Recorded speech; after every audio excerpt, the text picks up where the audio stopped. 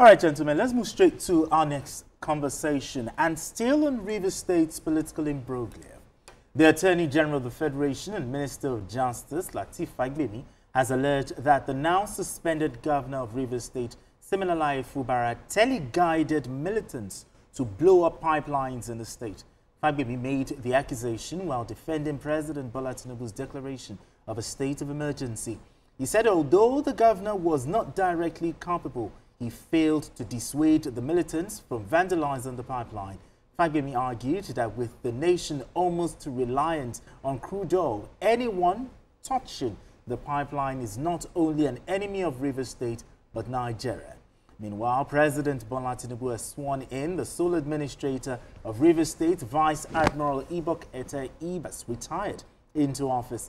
Tinubu swore Ibas into office at about 3 p.m. at the State House, Abuja. The brief ceremony was witnessed by the President's Chief of Staff, Femi Gbajabiamila, the Attorney General of the Federation, Mr. Lateef Fagbemi, SAN, and the Principal Secretary to the President, Mr. Hakeem Muri Okunola. Okay,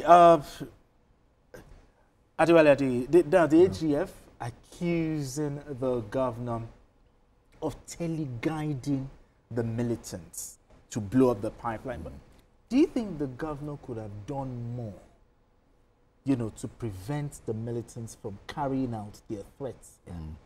Well, I think for now, what the AGF has said is a mere allegation that's yet to be proven by any court of law.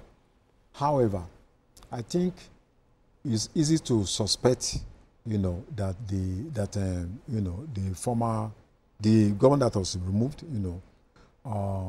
is giving the impression that he has alliance with armed groups and that he could leverage on that to use it as a political bargain, given his utterances, given his even photoshops with some of these actors. But what I know about the Niger Delta is that the main actors on that terrain, they have a philosophy.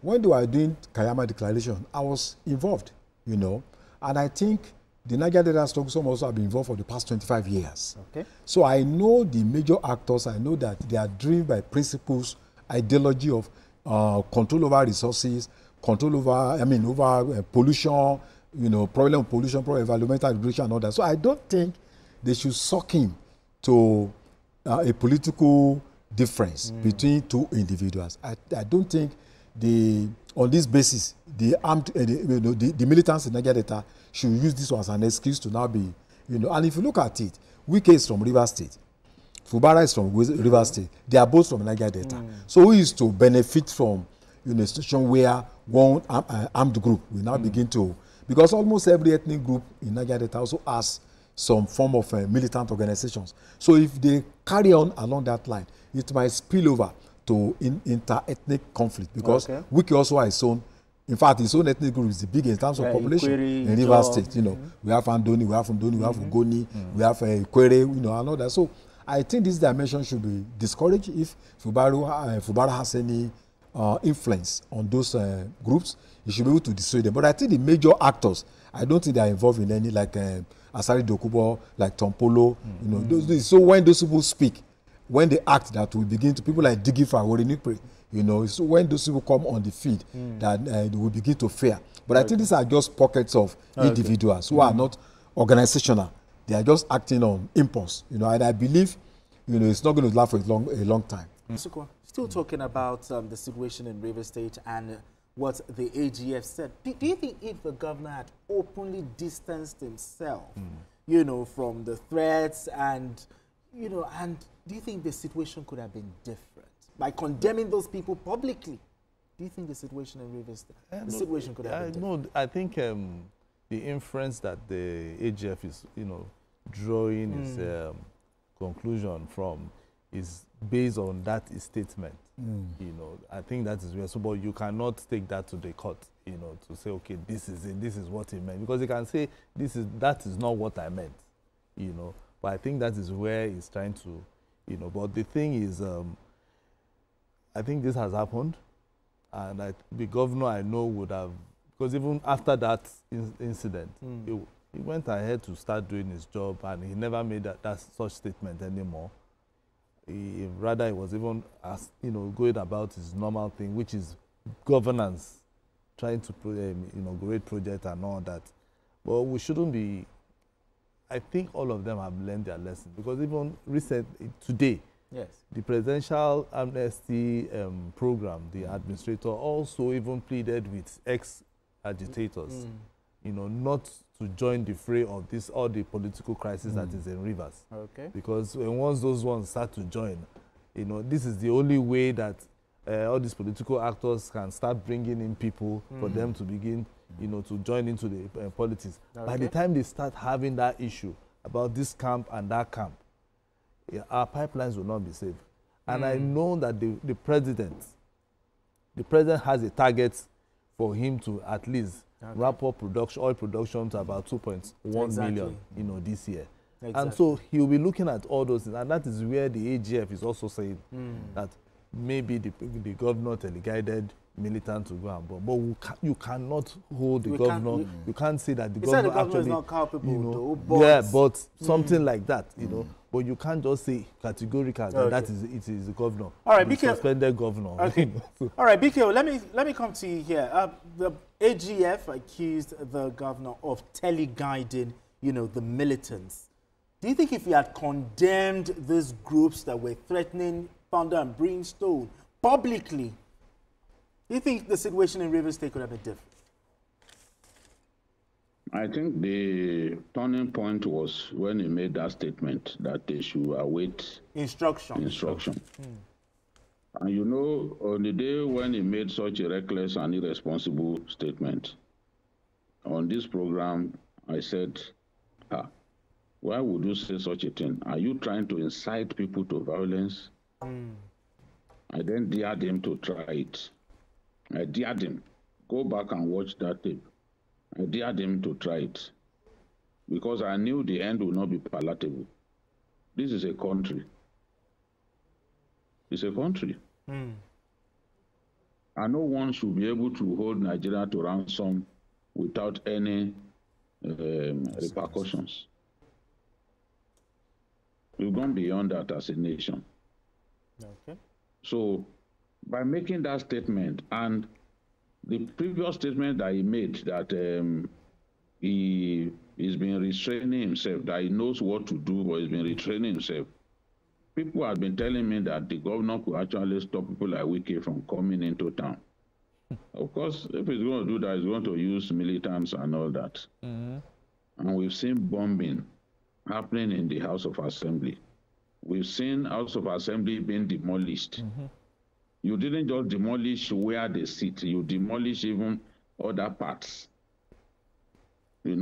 So the AGF could have felt, well, somebody who can speak like this publicly must have some level of connection to the boys who take to violence, who blow up pipelines. But no one can say with finality, and I don't think it is right to say with finality that the governor knew about this or the governor told people to go and do it. We have no evidence that you called them to say, okay, the instruction I told you to wait for, this is the time, go and carry out the instruction. Okay. But what we know is that an unfortunate development has happened in Rivers State. And every decent human being should condemn the way these wayward politicians failed to conduct themselves with dignity, push each other to the brink, to the edge of a cliff. And we had an unfortunate situation that nobody could predict what will happen the next minute. Aided by greedy politicians who refuse to stay in their own states. Even in their state, there are issues. They didn't bring up those issues in their state. It's Rivers that they kept going to. We know why. Because there's it can only be because there's money to be made there. If you have crisis in your state, we know that your own state too, you have crisis. But you refuse to address the crisis in your state. You just focused on one place. And at the end of the day, you kept misleading the man.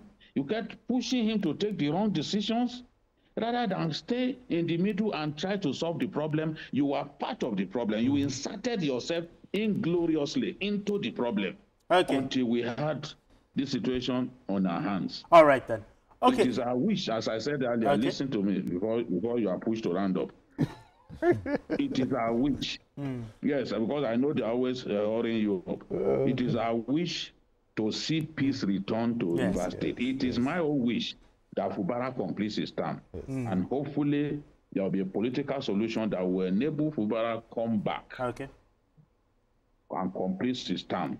And hopefully lessons will have been learned after all of what has happened. All right, then. As we round up, the president has appointed Vice Admiral Ibokete Ibas. What do we know about him? And he has his work cut out for him, isn't it?